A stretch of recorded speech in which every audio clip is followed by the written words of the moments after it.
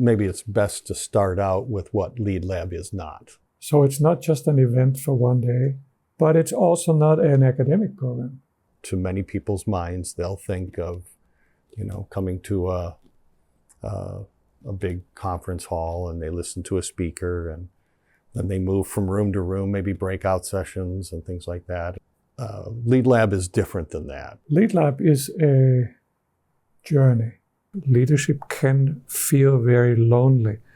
LeadLab is built on the idea that you need others that you trust, that you can talk about authentically about what really happened. A place of colleagues getting together to learn from and with each other, that exists to change someone, to give them new talents, new skills, new ideas, new ways of thinking, new people to connect to change everything that comes afterwards. We do expect participants to participate in a learning group. The weekly sessions and meeting with your learning group, the small community of people, and then spending time in reflection. You have to show up.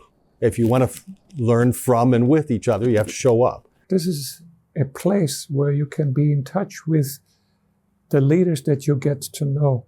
It's a safe environment where you can exchange ideas, where you can tackle real life, real world problems, and where you can also share what works and what doesn't work in your environment. And so we can learn from each other. In the beginning, there's a face-to-face, usually 4-day event. At the end, usually there's a face-to-face 4-day event. And in the middle, there's 2 other sections that all of this is online in the middle. So it's a hybrid. That time from beginning to end is often 6 months. Sometimes we need to extend it or shorten it, sometimes depending on the schedule of who we're working with. You will become part of a community of leaders who are engaged in the mission of the church as passionately as you are. Dive in, give it a try, fall down a few times, and then experience what you get through the adventure of LeadLab.